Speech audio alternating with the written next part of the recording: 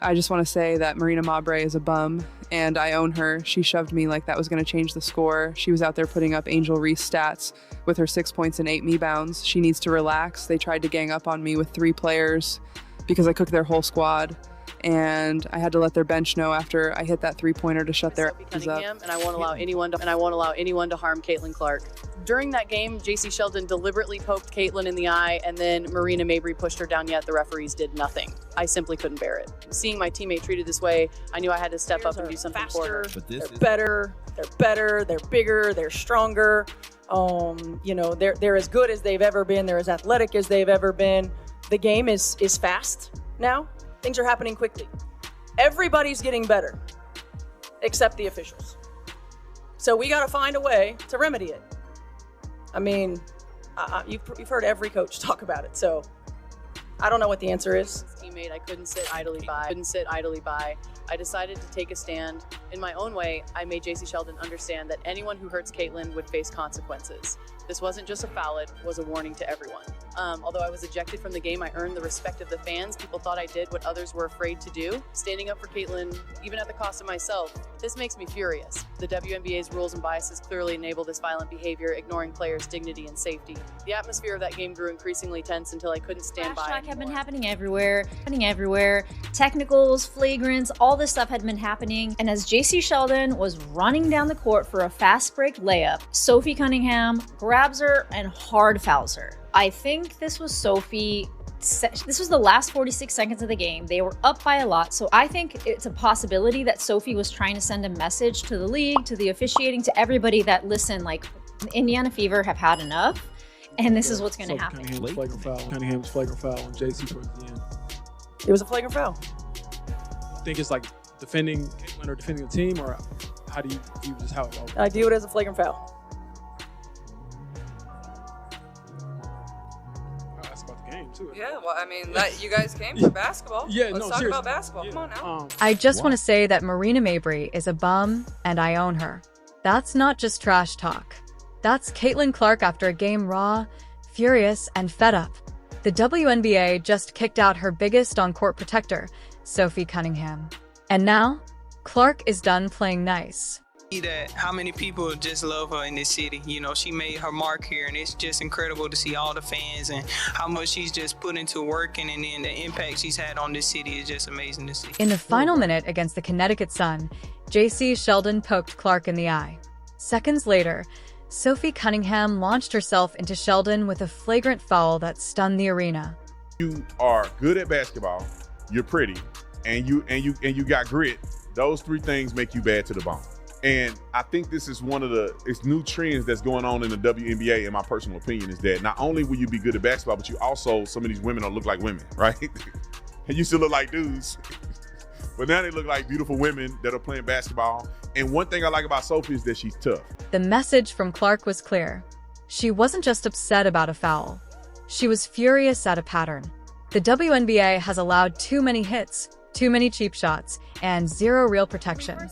When we first played her, I just think she's had a lot of pressure on her shoulders, and I think a lot of people, no one's walked in her footsteps, and so it's really easy to judge and to say things, but at the end of the day, we all need to empower each other and be there for each other. I think she's done a lot, not only her, but that rookie class. They've brought a lot of attention to our league, and it's needed. Like, this is what we've always wanted, and so why would we not embrace them and make sure they're good? And so when we first played them, I was like, hey, keep doing your thing. Like, you're doing a great job. If you ever need me, reach out. And then the All-Star game, we were just having fun. I mean, she was playing, I was having a good time on the sideline, and I kind of told her, I was like, hey, if you ever want to come to Phoenix, let me know. But that one kind of backfired on me. Now I'm here, which is great. Sophie Cunningham isn't just any player. She's a 6 feet 1 inch black belt in Taekwondo, known for her toughness, speed, and fearlessness.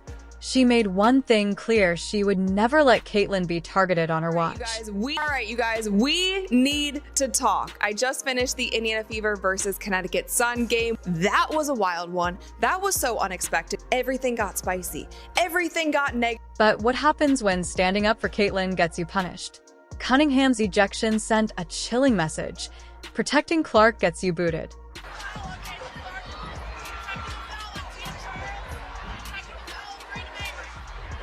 Wow, is Mabre going to stay in this? Fans weren't having it. Social media went wild. Hashtag Protect Caitlin Clark trended within hours. Even rival players began speaking out. You guys can see here, JC Sheldon is guarding Caitlin Clark. She swipes her in the eyeball. Caitlin Clark nudges her off because JC stays in her face. And then Tina Charles runs over and is kind of wagging her finger in Caitlin Clark's face. And then Marina Mabrey comes out of nowhere and chucks her to the floor. Now let's watch this in slow motion. Here, JC Sheldon is guarding Caitlin, swipes her in the face. There's one. Going for the ball, swipes her in the eyeball. Caitlin's gonna have to start wearing goggles. And then Caitlin pushes her off of her, like, why are you still in my face? Marina Mabrey, bad out of hell, chucks Caitlin Clark to the ground. Michael Jordan trashed everyone. Larry Bird humiliated defenders. But Caitlin?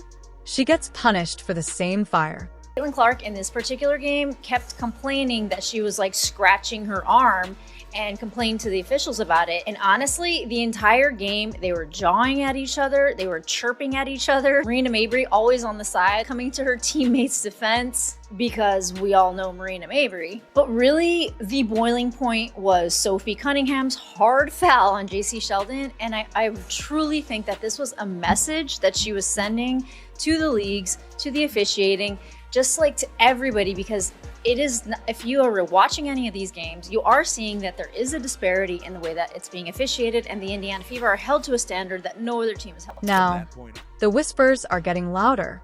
Could Caitlin leave the WNBA altogether? European teams are calling. Investors are circling. And fans? They're begging her to walk. Trash talk had been happening everywhere. Technicals, flagrants, all this stuff had been happening. And as JC Sheldon was running down the court for a fast break layup, Sophie Cunningham grabs her and hard fouls her. I think this was Sophie. This was the last 46 seconds of the game. They were up by a lot. So I think it's a possibility that Sophie was trying to send a message to the league, to the officiating, to everybody that, listen, like, the Indiana Fever have had enough. And this is what's going to happen. This isn't about one foul or one player. It's about the WNBA choosing whether it wants to grow or implode. Caitlin Clark is the reason millions are watching, but she's also the one taking all the hits.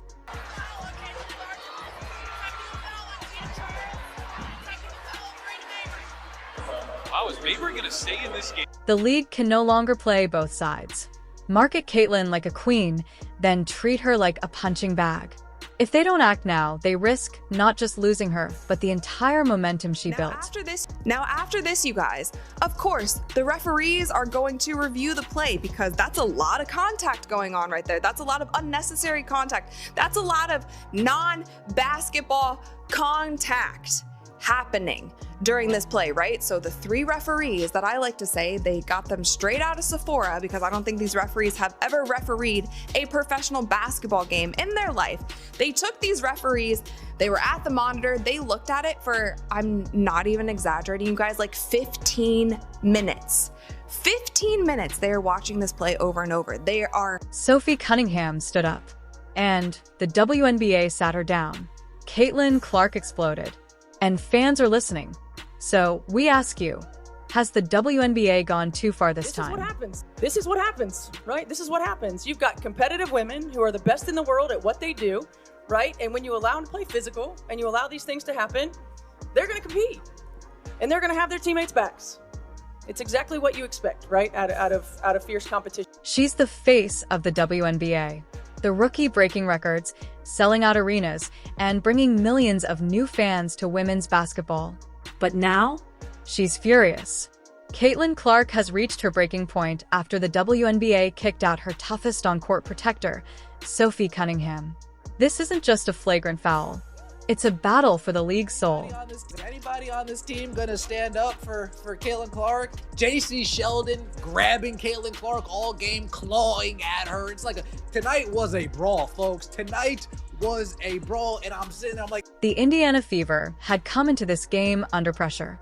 Tensions were already high after weeks of cheap shots, escalating fouls, and media outrage.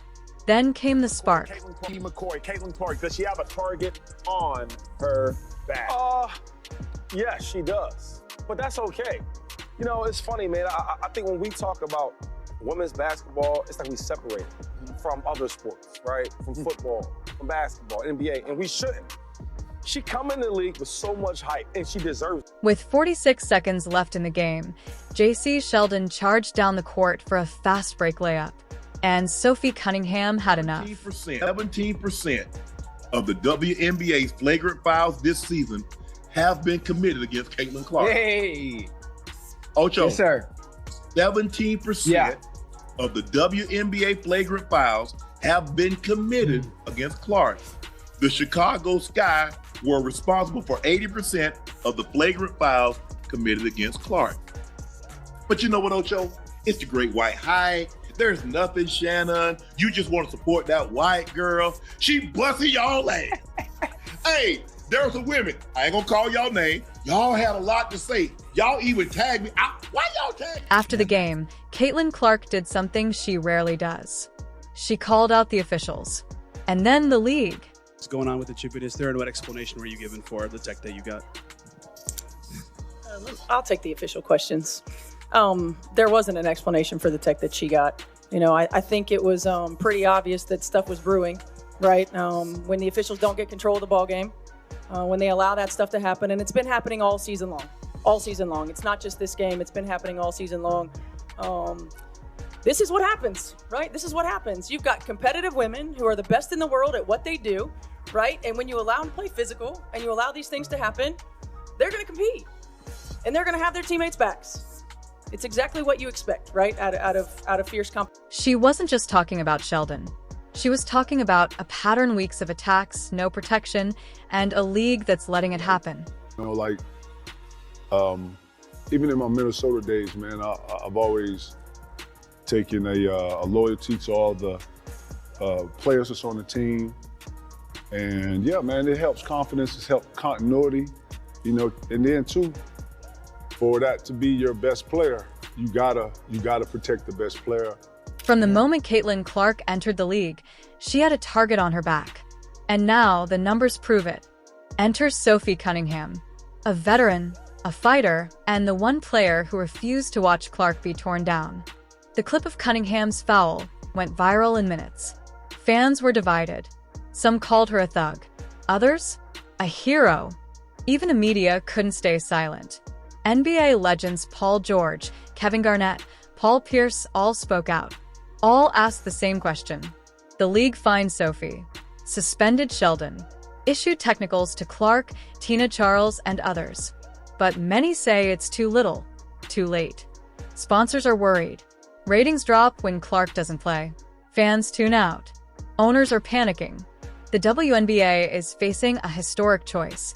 Will it protect its biggest star or collapse under its own failure? Has the WNBA lost control? Should players like Sophie be punished or praised? And how long can Clark survive without help? The WNBA's biggest star is in danger. Not from an opponent, not from the media, but from her own team, her coach, and the very league that profits from her every move. Caitlin Clark's rookie season was supposed to be iconic. Instead, it's spiraling into chaos.